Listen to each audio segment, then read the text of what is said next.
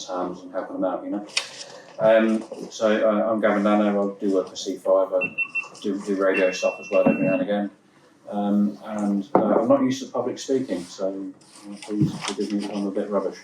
I'm going to try with this time. I absolutely hate this machine. I detest it with a passion because I can never make it work properly. So we'll see how we get on today.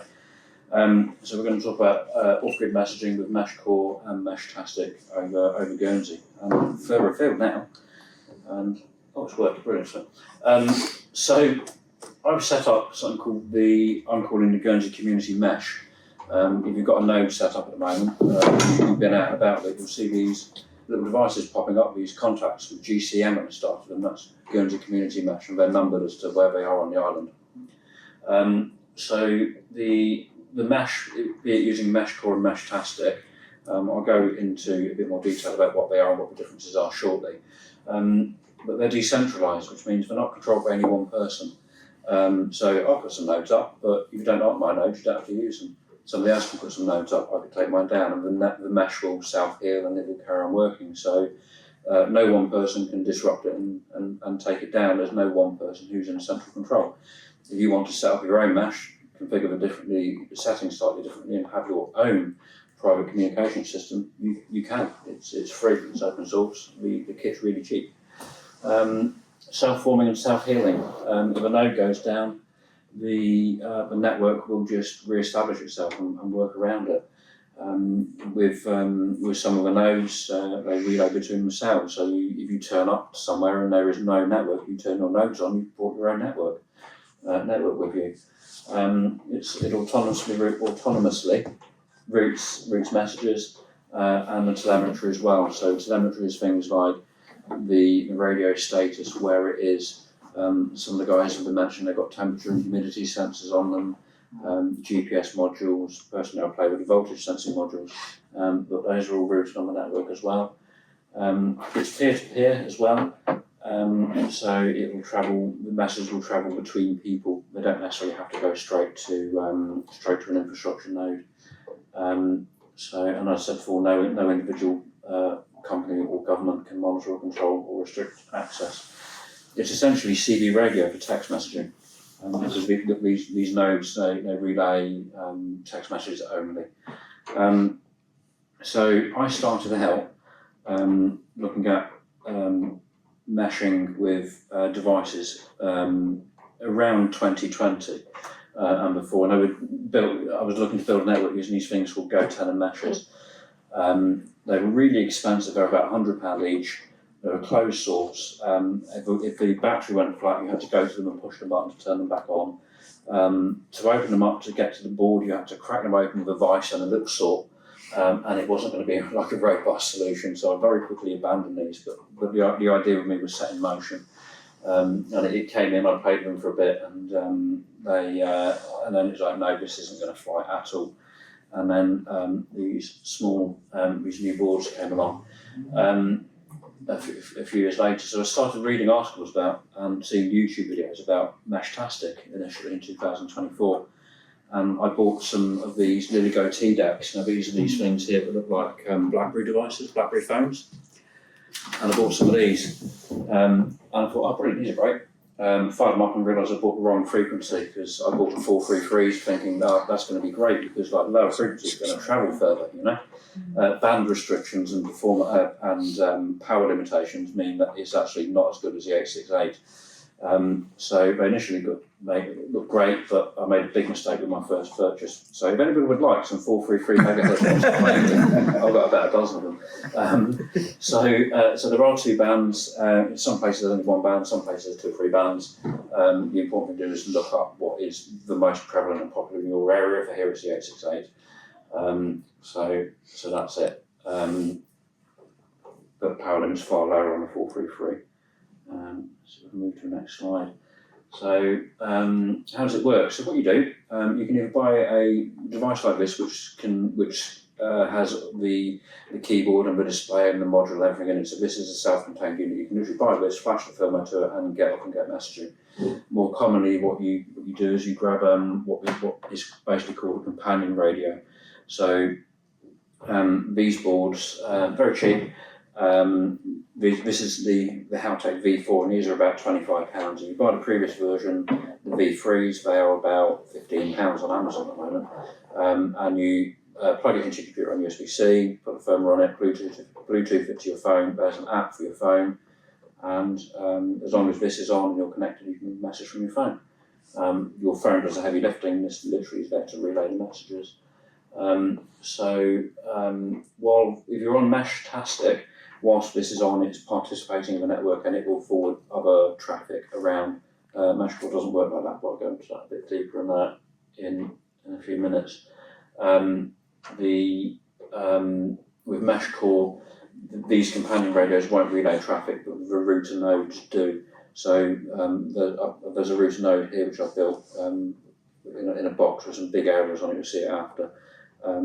That will handle the forwarding of the traffic. So if I'm over here, somebody else is over there. If the message can't get directly between them, it'll go via one of the central nodes on Meshcore. Meshtastic will go through anything, basically. We'll go through that in a bit more detail in a moment. Next slide. So this is some of the devices that you can get. So these are the development boards. So this one is the V4, £25–30. The V3 isn't £20 now; it's £15. I checked on Amazon earlier today. The V4 is about 4 times as powerful radio-wise as the V3, so it's worth the extra tenner.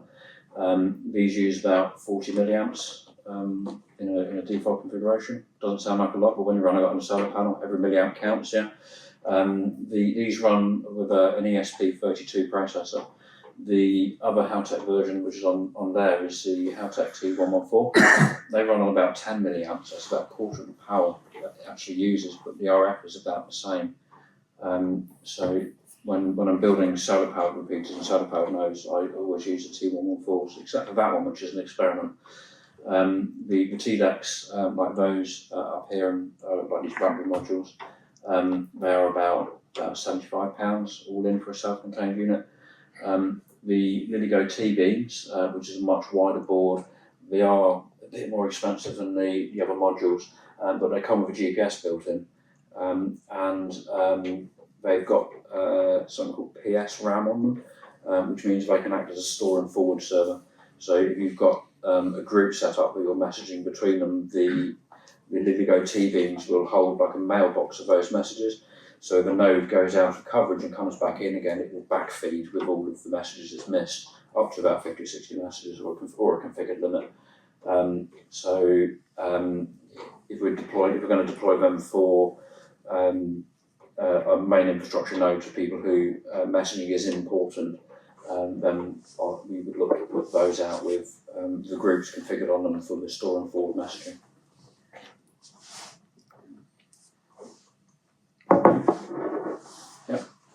So how do you get set up with it? Right, so what you do is you go and buy a radio.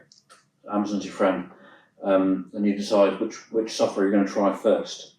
So there's two competing standards, and that's the good thing about standards, is there's lots of them. There's Meshcore and the Meshtastic one. So you decide which one you're going to play with first. You connect your computer to a computer. You connect your computer to the radio, and then you go onto Chrome, and in a web browser you can push the software onto the devices really easily. We'll go for a bit of demo in a moment. You load the firmware onto the node, install the app onto your mobile device, and then connect it and get configuring and get messaging. So you buy the device, plug it into your computer, firmware flash it, and then plug it into your phone, and then the magic happens. So we'll do a demo. I love demos, they always go wrong, don't they?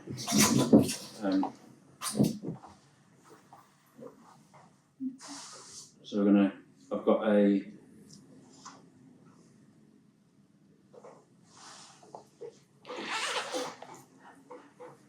crash. God, that wasn't difficult, was it? Well, you got the right initials anyway. Good luck. Yeah.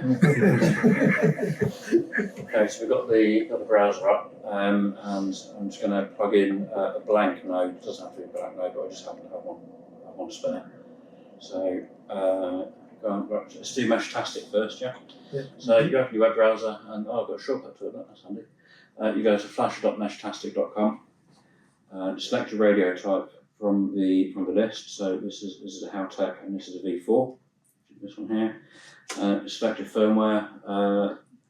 So usually go for the stable beta, and then hit flash, and then all the way at the bottom here you get a continue box. And Full arrays. if it's on a new node, you don't have to do a full erase.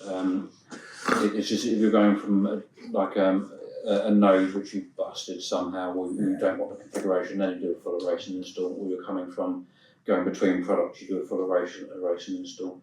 We'll just let it do the update straight away. So you literally hit update, and then the Howtech boards are I find really good because you don't have to put them into like a special mode to try and get them into flash mode. The Siege Studio ones, it's a board which is stacked, and to get to the button you need to use a little toothpick to get in and hold the button down, and it's between the two PCBs, and it's an absolute pain in the ass. But these, they're always in DFU mode, so you can literally select it here and click connect, and then under here you see the installers running, and that's now pushing the firmware out to the device. Can I just say something? I've got an IC7300 and it was clashing on I had it switched on, I didn't realise, so the USB was clashing with the USB on there, so obviously it wouldn't work. So you need to switch the power supply off as well. On some devices, I've not come across that. I've had it when I've had a few devices connected to it, and it's like, oh, I wonder which one that is, and you just unplug them until you find the one that you want, you know. Yeah. So this looks like this is built now, and if we use the top button, you should see it come to life. Usually what we do is unplug it and plug it back in. There we go, twice disconnected, and that should now boot. Let's do a reboot.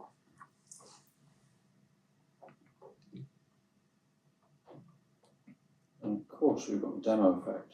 Let's see if it appears.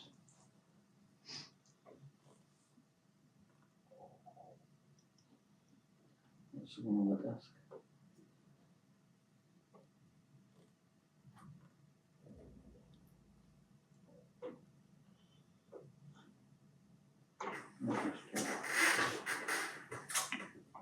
Let's start over. Erase and flash with JTAG. Connect, there we go.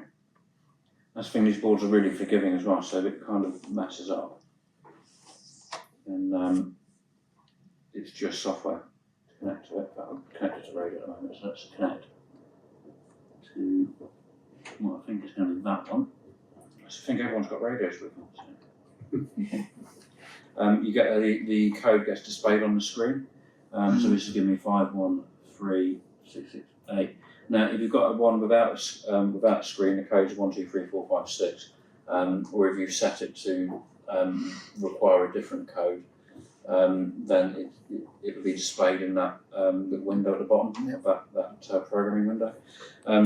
So once you've gone through the pain of getting it to work on a Mac, the very first thing you need to do is tell it what region it is. At the moment, it will not transmit because it doesn't know which region to use, what frequency to use, and everything else. So you've got to come in here and literally set EU868 and then save. Now, every time you press save, it reboots it.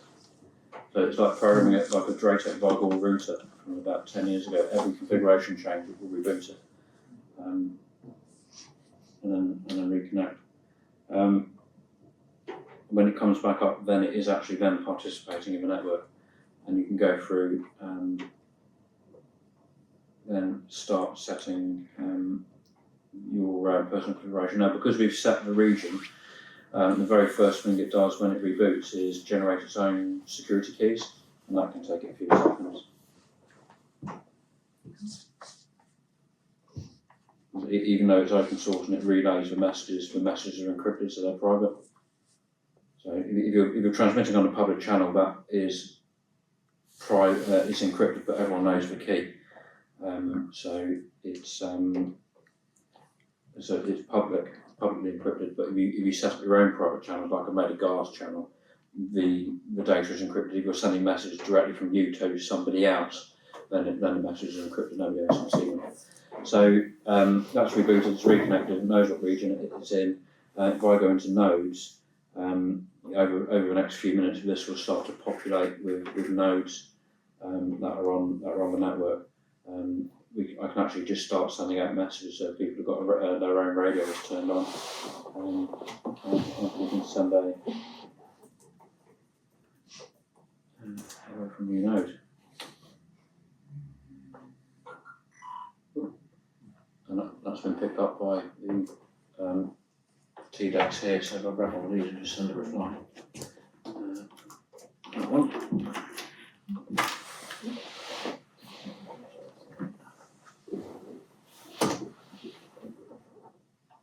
Reply, that should. Bang, there it is. So it's quite quick. So it's gone between these two radios. And anything else which is on, so if anybody else sends a reply, it'll come up there. So that really is all you need to do. Plug them in, program them, set the region, Bluetooth it to your phone, and kind of off you go. So, sorry, Gavin, if you've got a brand new Heltec then, Yeah. plug it in, program it, give it the EU region 868. That's all you need to do for it to start working. Yep. So there's nothing else that needs configuring. No, nothing else at all. It's called it's just got like a random name, Meshtastic, and 4 letters at the moment. Yeah. If you want to, you can come into here and then start giving it a long name, a short name. This new thing here called unmeshable has come in recently as well in some of the new firmware updates, because we always just flash the client firmware onto these devices. We mark them as unmessageable, so people aren't sending messages to nodes which are never going to reply. This is a really interesting one, the license operator button. You really want to tick that because you've got a ham radio license and you want to type your code in. Don't do that. If you turn on the licensed operator and like put your call sign in, it binds you to the terms of your license, which means it won't do encryption anymore. Not only will it not do encryption for you, it won't forward encrypted messages on for anybody else. So effectively, you just cripple yourself because you're only going to receive messages from other people who've got that box ticked. So that's an important one to not tick. There are a few other settings in here you can do as well, like GPS settings, power, turn on the position, which you can put in from the coordinates, so you can drop yourself. If your node's never going to leave your house, you can just put your rough position on it in the road, and you can leave that turned on. If you've got one of these little GPS modules, they use the disillusionment of precision calculation, which basically gives it a rough area where you're in, rather than the precise, grid square, 1 meter grid square that you're in. It doesn't do that. With Meshtastic, there is this thing called MQTT where you can put Wi-Fi on your device and synchronise messages and that to the internet. If you do that, you're going to get messages coming in from all over the world over the internet, and it kind of defeats the object of being off-grid, connecting it to the internet. What I do with all of my nodes is I put them on, turn on the MQTT and point it to the Liam Cottle Meshtastic map, and I'll show you that in a minute. It doesn't do message relaying, but it gives some really good life enhancements for using the system. We should see some nodes. Here we go, some nodes are coming in now already that have joined. So that's with a little handheld. I sent the message back on somebody else's node. Oh look, they've all got really strong signal. I wonder why. And Terramar, that's the router on the table there. So we should be able to come in now and sort of like see the map, and they're all going to be showing us roughly here. There's not maybe this is being picked up. So settings, you can see your node, you connect to a node, you can send messages back and forth. So that in a nutshell is how to configure a Meshtastic node. So let's see if the demo gods are going to be kind to us now. We're trying to be meshcore. So it is essentially exactly the same process. Blank node, literally plugged it in. We're not going to have Meshtastic open for this. I'm going to try and kill it. So which one's winning?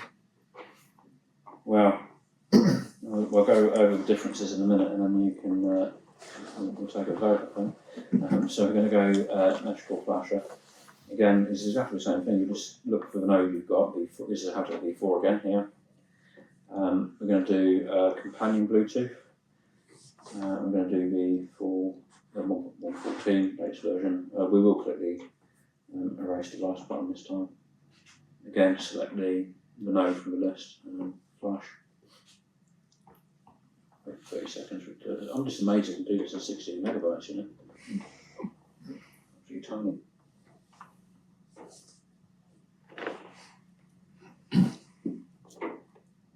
So they couldn't be used as a sort of mobile tracking device then? Yeah, that's what we You can. can. That's what we can. Okay. So that's a mesh node with GPS and a battery and everything built into it like a credit card. Right. One of the things I've been looking at is using these for civil protection volunteers, for tracking, for personnel management and being able to relay messages. So you were saying the GPS was quite vague, set by default, you but can you adjust change that? Yeah. Oh yeah.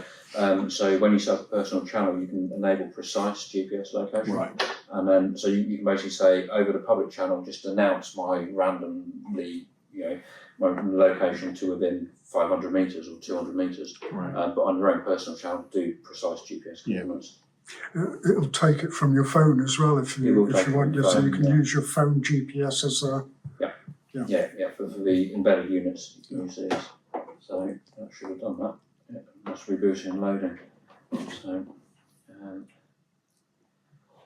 need to close that, right. Mesh core running on here.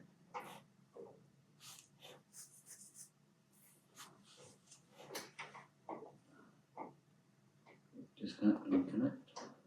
Oh, there it is, that one. Right.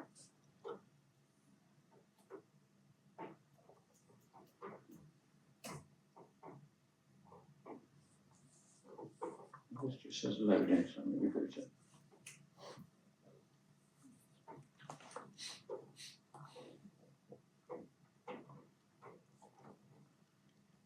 Oh, here we go, that's better.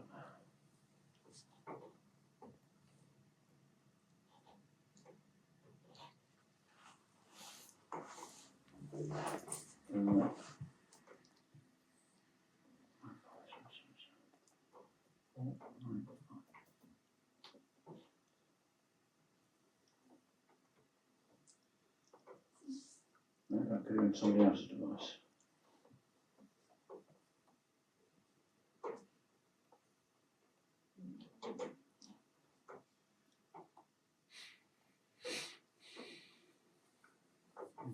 Game on which one, which now.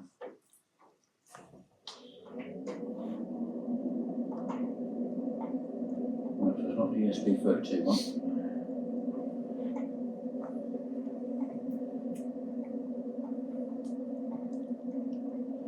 Oh, there's a refresh one, isn't it?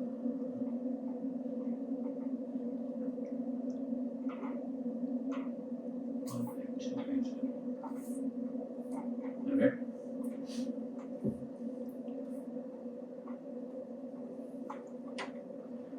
So in here we just come into the configuration, and as before, this kind of comes with like a pre-configured settings. So this is actually participating in a network at the moment, which kind of doesn't exist now. The settings that are used for the UK is currently EU UK narrow, and these are settings. It is actually ever so slightly different frequency to Meshtastic. So literally you just select UK narrow, and then that is pretty much it. Just literally hit the tick button in the corner, and then that radio is now participating in the network. Again, you need to come in. You can set all your names and things up.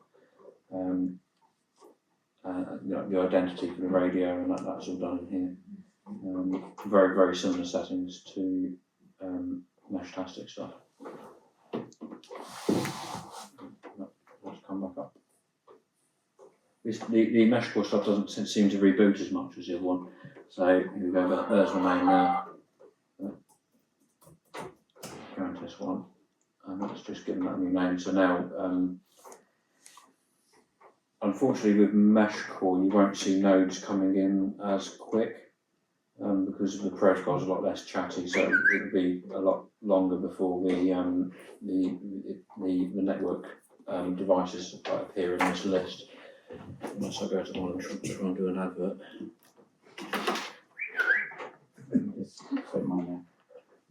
It did this before when the cleaners were walking around. They thought I was whistling.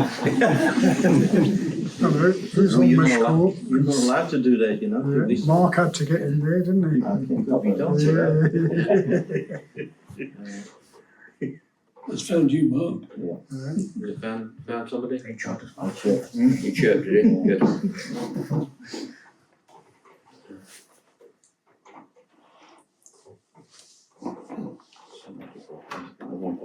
So there we go, ding dong.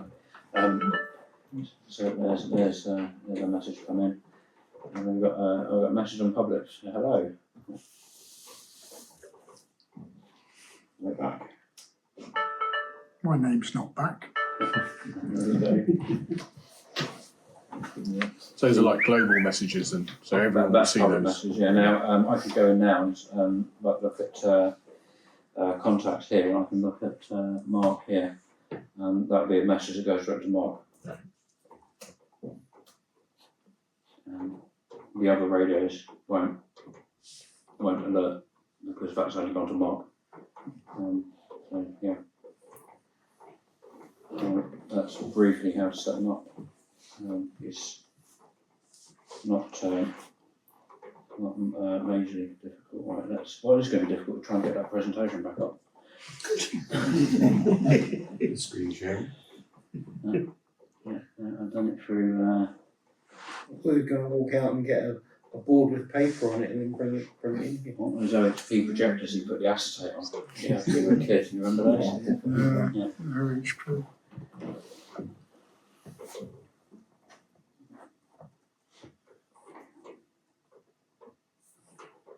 There's a young lady called Math Buff who is very good at writing maths formulas on acetate whilst standing behind it, but she has to write it in mirror writing. And she's explaining it to you. That's a skill set and a half. Yeah. Yeah, so I did. Where are we? Mesh core. Right, here you go. We did that. That's very nice. So yeah. So when I started putting up these nodes around the island, I only started putting up Meshtastic nodes. So they all start with GCM, which stands for Guernsey Community Mesh. I've been replacing my first generation nodes, which kind of went out last year, with 2 years ago, with like second generation ones that I'm drilling holes in the bottom of now to let the water out when they get full of water, rather than letting them just fill up until the level at which they die. I'm actually running out putting both networks over the island now. So currently the Meshtastic network is the best developed. I've now only got 2 sites which are just on Meshtastic, and I haven't gone back to add mesh core ones onto them yet. So these are the sites at the moment that I've got Meshtastic nodes on. You can't see my pointer, so that's down by the bust point down where the Plymouth is. If you can find it, you win a prize, because there's no way you'll find it doing that well. This one here is a green dot. That's in the greenhouse at Edible Guernsey. That's got a Wi-Fi link to MQTT. So that's pushing data that it discovers from MQTT over the network, and I'll show you that map after. The blue one is up a mast with a solar panel at the bottom of it, up a big scaffold pole at a friend's greenhouse nearby. That's a really good site. It's a really big aerial, or a pair of really big aerials. That is somebody, I've no idea who it is. That's a node that's called Inspector Gadget, and it's within an area of about that because of the disillusionment of precision on GPS. So I've no idea who that is. This is actually one node, not two. That's at Rue de Priolas at Q Patio between the greenhouses, on a big pole between the greenhouses. This is in a friend's loft up at Mount Durand. I'm using these small aerials on that. It's literally got one of those on, and it's one of the best sites. You can actually connect all the way from here up to here at St Clair Hill, which is at the bottom of St Clair Hill, not at the top, and then it relays all the way back there. So that's a really good sign. This is in St Clements Road. These are two of my clients who've got scaffolding yards, and the brilliant thing about scaffolding yards is they've got big racks and they've got big scaffold poles that stick up in the air. And when they said, could you put some CCTV cameras? And I went, I'll give you a discount if I can put some radios on them. And they went, yeah, okay. So I've got some really nice sites down there, which are really good. Again, I've only used the small areas on them and they're getting out really, really well. So you can guess that's where I live. So a couple of nodes up there, that's a friend, and that's John, who was supposed to be here tonight, he wasn't sure not. He's got two on his greenhouse, and they're solar powered using one of these little tiny little solar panels like this. So you don't need to have a massive system. It's literally a box with a little solar panel that's running two nodes, both of them in there. So that's the Meshtastic estate. That's the mesh core setup so far. What isn't showing on this at the moment is the Q Patio node has gone on since I've done this map here, there is one going up at Kobo shortly, which is that one there. So you see the Meshtastic network is better developed. Is there a gateway between the two networks? No, you can't do crossband repeating either between them. I did suggest it's really nice to use some of these GPIO pins to be able to link two nodes together to transmit data between them and relay messages between the two, but no. And the two systems are competing standards, so they're not going to integrate. If you have these nodes, the Meshtastic nodes on Wi-Fi, they will do crossband repeating using the Wi-Fi as a backhaul because they'll discover each other over UDP. So if you have one of these on 433 and one of these on 868 and they're on the same Wi-Fi network, they will quite happily relay messages between the two bands, which is a nice side effect. So what about coverage? Where are we getting to? So this is the mesh core and Meshtastic maps. So on the left is a screenshot I took today from my mesh core node, and you can see we can start from Guernsey, hit all of Cornwall, and we can basically get up to nearly up to the Scottish borders. And because of these nodes here, we're able to hop across to Europe. We're getting really quite far over, and these are coming over the last few days, and it's basically building further and further east, which I was really surprised when I saw those come in. But on Meshtastic, even though the network's better developed locally, we've got up into Ireland, around Dublin, off this way. I think Cork's up around here somewhere. Cork's at the bottom. Somewhere, yeah. And some names up in France, but it's just not getting as far up on the hops because Meshtastic is limited to 7 hops. You can set the hop count. They suggest no more than 3, but you can set it as high as 7. That's Meshtastic with a 7 hop count. Now I sent some test messages the other day on people on Mesh Core, and they were telling me they were seeing my message on 35 hops to get up to North of England because there's no hop limit. And it will continuously pass the message on, and because the nodes are intelligent, it won't go in a loop. It won't start here, go all the way to Hamburg and come back again. The nodes won't pass it back, won't pass it backwards. So one or the other. Meshtastic's got the most users, Mesh Core's got fewer. The thing is, the numbers on Mesh Core are increasing at the moment. And what is the difference? Well, Mesh Core companion radios are edge devices, so they don't participate in the mesh. They won't pass messages on by default. But that is slightly changing at the moment because in some of the later firmwares you can enable the devices to pass the messages on the companion devices. If you're using one of the TDECs using Mesh OS, it's an option, you can just turn it on. Meshtastic works better for like a dynamic environment where you're going to turn up and bring your own network. So if you're going skiing in the Alps and you just want to turn up with a group of you and you have the ability to send some messages between you, then Meshtastic is probably the best bet if you're close together. I went to the Paris Air Show last year with my daughter, and I'd been to RAF Cosford the year before, and there was no mobile phone coverage for most of the day.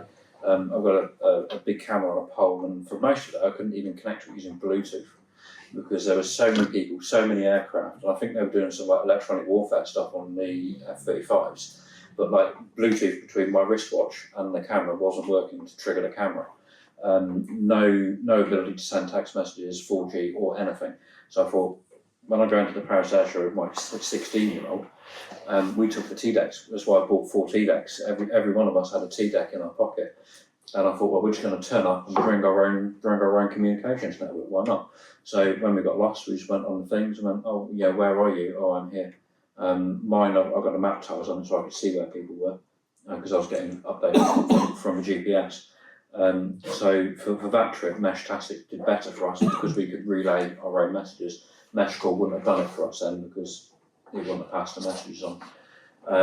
So Meshcore works better when you're putting in stationary nodes and you're building up like a routing topology. So kind of pick the Meshcore does have more reliable messaging because it remembers better the paths between the nodes as to where you are. So as I said about routing strategies, Meshtastic uses a bit of a store and forward routing and uses flooding.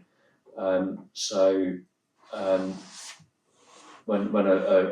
a device receives a message, it will just flood it out to every other device, and that will just pass out further and further over the 7 hops until it hits the 7 hop limit, and then it won't pass it on anymore. Meshcore kind of learns the routes it takes, so your node sends out an announcement, and then that announcement tells other radios what path it needs to take to get back to it. So when you send a message, you're say you were down at my friend's house up at Lane Crest, it might connect to his on his roof, and then it knows, to get to my mate down in the forest, it needs to go to the Rue de Priel and then to Edinburgh, Guernsey, and then across. Whereas what Meshtastic would do is it would just go, everybody, here's a message, pass it on. Yeah? And then all the radios kind of do it. Yeah. Oh, hang on, I got a message, pass it on. Yeah. Who's it for? I don't know. So Meshcore uses deterministic link aware. Now, as things move around, Meshcore kind of does a bit of a catch up. It will try to send a message 3 times through its known route, and if it doesn't do it 3 times, it can't reach its destination after 3 attempts, it will then do a flood. So it'll make 3 attempts to connect over the network using the perfect nodes, and then it's going to go, I don't know where it is. Everybody, does anyone know where Dave is? And then it'll pass it on that way. So it kind of falls back to the kind of routing that Meshtastic does. What are the other differences? Meshtastic, you can connect sensor modules too for environment sensing things like voltage sensors. You can do it over Meshcore, but there's a little bit of a difference in the way it handles it. GPS tracking is really good on Meshtastic because you can log it to the MQTT server using the MPOFL map. The Meshtastic has got really good Wi-Fi connectivity from the nodes. If you've got a node with Wi-Fi on it, Meshtastic will like you to use it. So you can connect it to Wi-Fi and it will pick up NTP, which is network time. So when it boots up, it connects to the internet and goes, hi, what time is it? And then from that point on, all of the messages that get sent get correctly timestamped. Meshcore doesn't do that. As I was saying before, you can do a cross-band repeater between messages, routers on Wi-Fi because it uses UDP. Meshcore is more of a hey, we're totally off grid, so it doesn't really let you fall back to internet time, but more and more features are being added to it all the time. Now with Meshcore, you can get around the time issue by connecting a GPS module. one of these little things are about 5 or 6 quid onto the top of your node. So I'm putting more and more of these into the infrastructure nodes at the moment. So when they come on and they reboot and they've lost their time, they'll pick it back up again. I'm trying to establish how much power these use at the moment because every milliamp counts. With MeshCore, there is a slight little bit of fragmentation happening at the moment because it's new and it's developing so quickly. You've got the normal MeshCore app on your phone. There's a new one being developed and is being released at the moment called MEshOS. I've got the TDEX here, one running MEshOS, one running MeshCore app, you can see the differences. There seems to be more development going on into one at the moment, and into the other one looks slightly nicer than the other. Which one prevails, who knows? There is a lot happening in this space. So so with Meshtastic and MQTT, it logs to this thing over here. You can't see my mouse pointer, which is the Liam Cottle map, and you can literally see a history of your nodes now when it last updated the map, what it is, what the voltage is, what the battery capacity is, and because it's reporting it to this map online and this server, it kind of remembers like the history of it. So you can see the battery level. It was really good. I like this because when my solar nodes go flat and they die, I can see when they died and what the batteries were at. So I can then think, how am I going to stop it from doing that again? But it also keeps an eye on things like the channel utilisation as well. So if there was a lot of messages being transferred, then you'd see this going up over time. And normally you'd see this going up during the day into the evening, and then it drop down overnight when everyone goes to bed. So that's logging that, but that isn't a feature that there is on MeshCore yet. It might be something that gets added later. So different node types. So we set up client nodes before, and on Meshtastic there are a number of different node types: client, mute, repeater, router. There are some others for sensors and trackers and other more specific use cases. Basically, set everything up as a client because it's going to route messages. It's not going to be taking preferential routing on the network. If you set up something as a router or repeater, messages want to funnel towards that first, and you can end up making a weaker network by adding a router in because it's trying to funnel the traffic to it, and if it can't get out, then you can end up kind of black holing a little bit of a network. So I personally, all of the nodes in really good positions on the island, they probably should be set up as routers and repeaters, but I haven't. I've just set them up as client and marked them as unmessageable. So when you see a message coming from an unmessageable router, that's me, because I've updated it, upgraded it, or done something with it, or testing it. There are other specialist roles for like ATAC systems as well.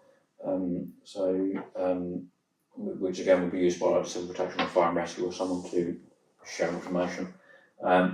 Use client in 99% of the cases, mark it as unmonitored, and leave well alone.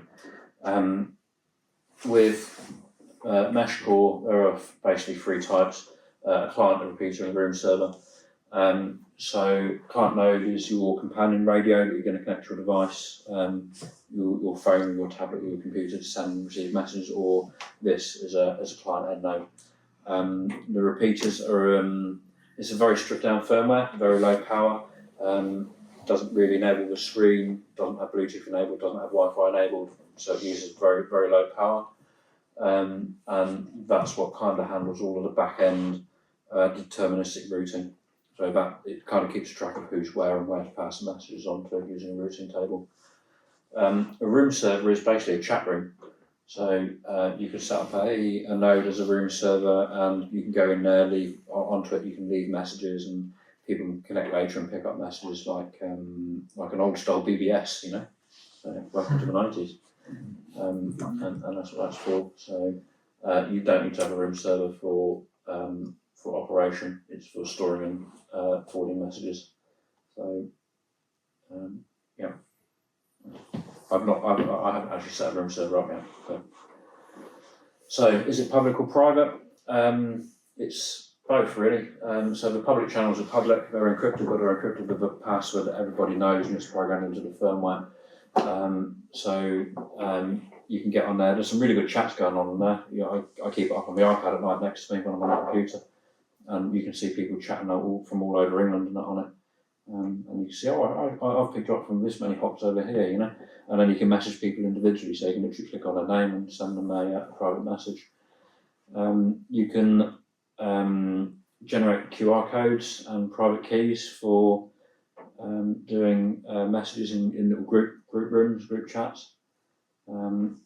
So you can define, as I said before, you can actually define your own frequency. Change some of the other settings for like the spread spectrum and they're named different on each system. You can change some of the settings, and then it becomes your own personal network. The only thing that happens if you do that is you don't benefit from the wider network that's already established. You just become your own little island of communication. And you've only got to sit through 3 more slides. Right, so I've set up a GARS Meshtastic channel on there. You can scan that QR code, you can add that thing to your radios, and that would be a GARS channel on Meshtastic. I did the same for Meshcore as well. Literally you just scan that into your app or type that code into your TDEC, and that's a private channel for GARS to use. So my final thoughts and what to get yourself going with. The Haltech V boards, or anything from the Haltech ones, are really good to get you started. The V4 is a really powerful board. It's 4 times as powerful as the previous model, and it does have a better transmitter.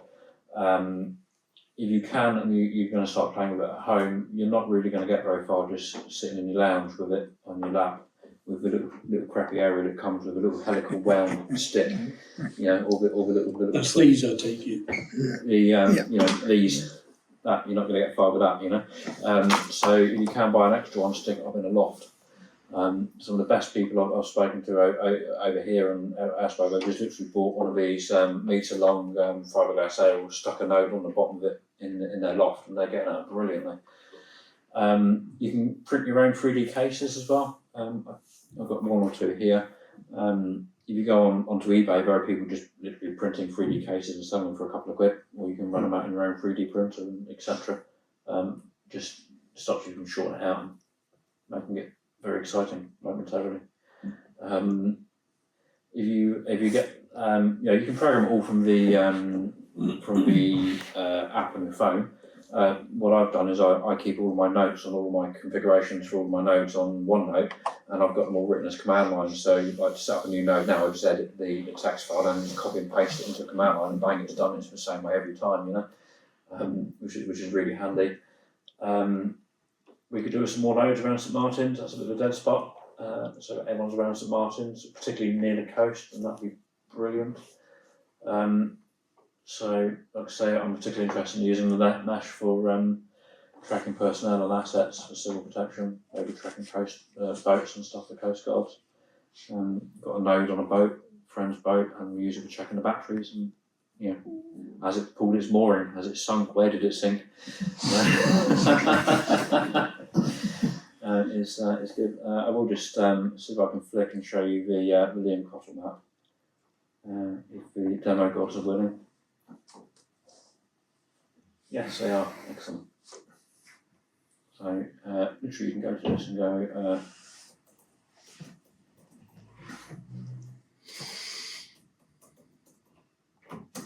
Meshtastic map.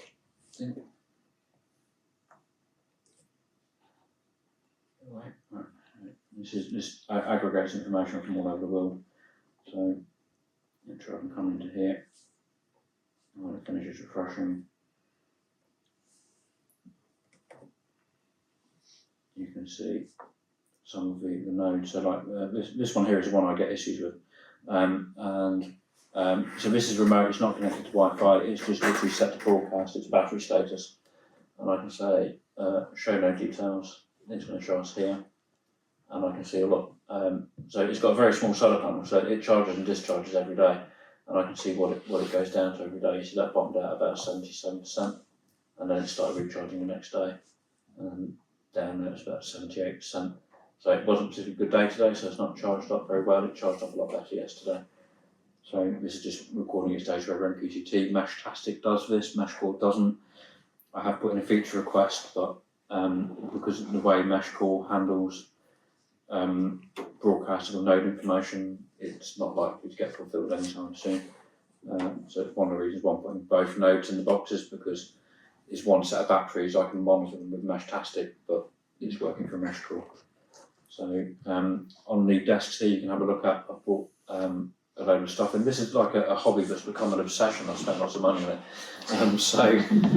There's a box here with some nodes in down there. There's some antenna connectors and some of the grommets and the washers and things I use to try and seal the enclosure as best I can. There's a box of like power supply boards, 18650 chargers, solar panels down there. I've got a selection of nodes up here and some batteries. I tend to do stuff on these little prototyping boards, so if I'm experimenting with a node, I'll make it on here first. And I've got like an example of each of the voltage sensing boards I use, the controller modules and power supplies. And these little modules here I've just had made recently. They voltage sense, and if the voltage drops to 3.3 volts, it puts the node into reset mode and makes it use virtually no electricity.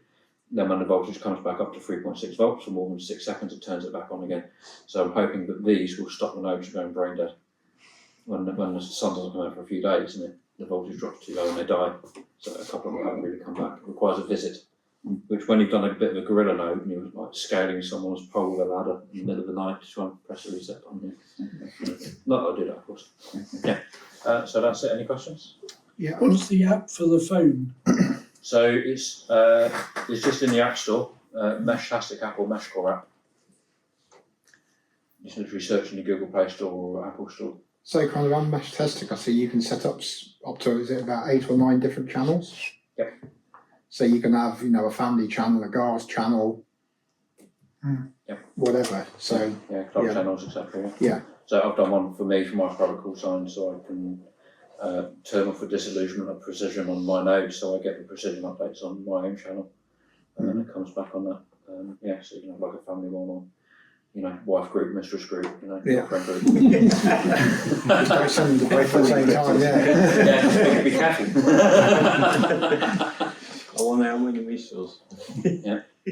I set up the BBS one time, and it's a blast from the past. It's all text. I've not done it. I've not had a use for it yet. So. Yeah, the trouble is it's all in Linux, so you've got to. I just. Yeah, I've done a lot on the command line. And the command line stuff, I've got it installed on the Mac here, and like literally I do the commands and stuff in. Of course, I'm showing the window, not the screen. So. yeah. What SSH into it? No, it's just serial port. Or serial port? Yeah. So you just tell it what COM port it's on, and it just bugger. I won't do that. So there are some commands that you can just copy and paste into the command line. You just say Meshtastic minus the port space then COM for whatever the COM port is detected as, and then give it the commands. So and that's stuff like you can have a look at it here after you like. Minus set owner and speech marks and your whatever you want to call it. I've literally got a list of about 10, and I'll just copy and paste it in there. So is there a minimum recommended setup that you would recommend? Just set it to whatever the local base is. So EU 868, UK narrow for mesh call. Yeah. And then kind of you're away. There's no standard for naming your node or doing anything with. I just use GCM, then a code, then a number for the node, so I can identify them as that they're the nodes I've put out and kind of where they are. And it means I can keep a record of the frequency. But even I've changed my naming convention since I put it in, because it was GCM, then freeze it, then a 4-digit number, and then space dash space, and then the name of spaces. But on Meshtastic, you're kind of limited to a character number, a number of characters. And when I've been putting like a Guernsey flag on the end, and then a sun emoji if it's a solar node, and a plug emoji if it's a powered node, and those use about 6 bytes. And when you start adding those on the end, and you've got like a name which is long anyway, you kind of want to start stealing your characters back. mesh core, you can't do emojis, so that screwed me up. So I'm moving over to, I'm never going to put out like 999 plus nodes, you know. So I'm going down to 3 digits and removing the spaces. Yeah, that's a good thing about standards, yeah. More? I don't want to send messages, text messages. I want access to the digital I/O pins. Can that be done? Yes, you can do stuff over the I/O pins. It's got the I/O pins are I2C or SPI, and in the firmware they're defined as to what they are, and you can actually get in and the source code is downloadable, and you can compile it yourself. So you can do all kinds of things. And on Meshtastic and Meshcore, there is on the websites there are the lists of all of the modules that are supported out of the box, and the default ones, like with the voltage sensing module, there's a little bit of an issue in the firmware with the voltage sensing modules in that you on I2C you can chain the devices together, but the firmware will stop at the first device of that type. So if you put a 1-channel voltage sensing module on and then you add another one, it'll only receive the first one. So I do have a little pile of the 3-channel ones because I had a job where I needed 3 channels. So you can't just go, oh, I'll just buy a bag and I'll just add as many as I want and then we'll stop at the first one. Is that because they've all got the same address? No, because if you change the address, it'll just stop at the first one it finds. Oh, okay. So even if they've got different addresses, that took a while to figure out. Yeah.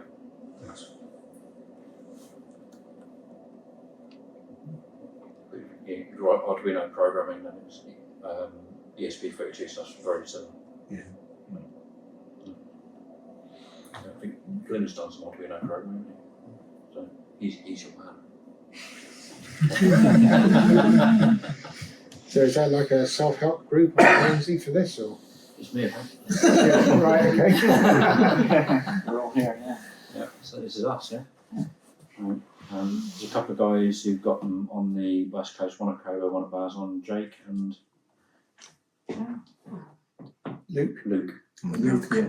Yeah, so a couple of people I've made contact with. Literally, I've got my 868 radio, went out for a drive and it found a couple of nodes and I just spammed them until I got a response. I did go to Jersey last year and I took my T-Deck with me, and as we were driving around I found a couple of nodes, I spammed them, and I actually went for a coffee with one of the guys over there and I got his email address, and he said it'd be nice to see a network developing over here, and I think now ours is outstripped Jersey on number of nodes and coverage.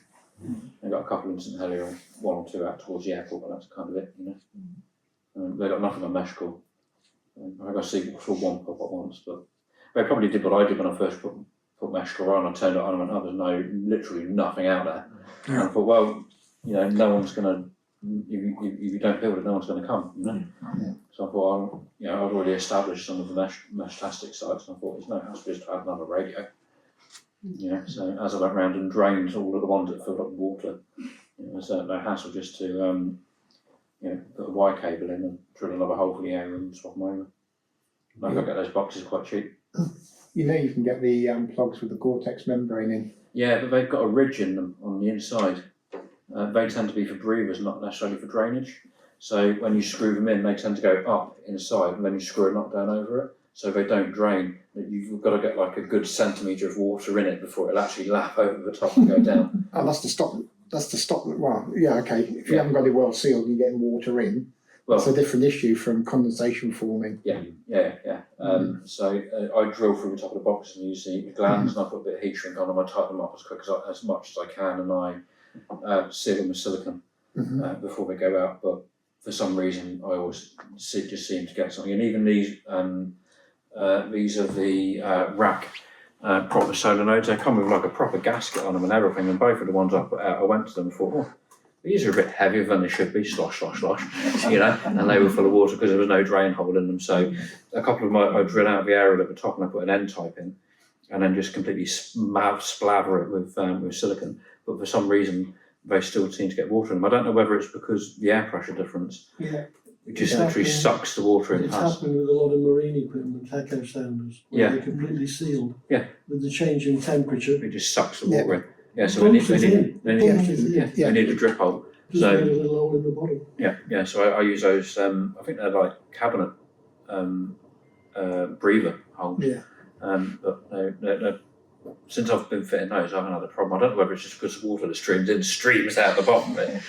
But, You can't get in because it equalises the pressure. yeah, so it'd be a combination of equalising the pressure and, you know, if there's any chance of any water getting in from, even just the flex in the box, because it's quite a big box, you can actually twist them like that. And you know, you can, I think that's the path for getting some water ingress in. Ever since I fitted those Gore-Tex plugs, I've never had a problem. Never had a problem. Mastered preamps and stuff, and it's I think more to the pressure Yeah. and condensation forming and water actually getting in. Right. There's quite a few people I know around there who could be playing with stuff like that. Yeah, I'll ping a message, but yeah. There's been a couple of nodes that popped up the last couple of days. One at the one on Sinclair Hill, and one somewhere else nearby. I just assumed it was some guys who were coming along tonight who've been playing. Two more pop up. I'm not really write down what their addresses were. You'll see some more. Some more popping up, yeah. It's an interesting idea that seems to have escaped all the regulation of Ofcom and every other regulator around, isn't it? Yeah, I think there's a For now. tick box in the firmware that says For now. to ignore the duty cycle limit as well, because all anything on 868 can only have a 10% duty cycle, so it can only transmit for 1/10 of the time. But there's a tick box that says to override that. I haven't, of course. Well, it might have happened by accident. It might happen by accident once or twice. Yeah. I see there's quite a few emergency services and various people are looking at it for when all else fails. Yeah, and there are some. I have read news articles about, or, you know, community articles about some places like little search and rescue parties that do use them specifically for that reason. So I'd like to use them over here for marine tracking and people like civil protection and that, because it's a far cheaper solution than paying 50 grand for a tetra to track a few volunteers when you can get one of these radios for 40-50 quid. Yeah. And these sense tag T1000s, they're waterproof. You just literally got a little magnetic thing on to charge them. So yeah, £43, you know. Yeah. But yeah, I've found some really good utility from them when I've been away on holiday. Yeah. So, we've taken one in the hire car when we go away in June, haven't we, Glenn? Sit it on the dashboard.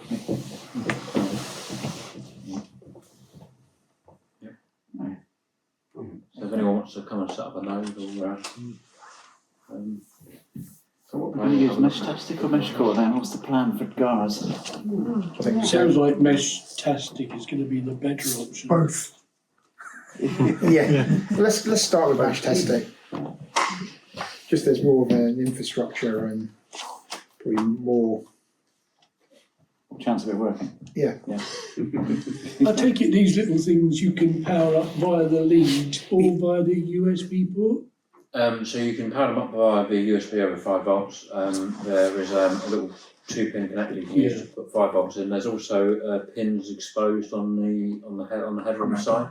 Yeah. You can literally solder a pin to and just put stuff 5 volts in it. It's exactly the same as connecting to the J connector. The little lead is for charging the battery. So you can use an 18650 and it'll charge the battery. If you've The got red and one, black lead. we've got two connectors on the back or one.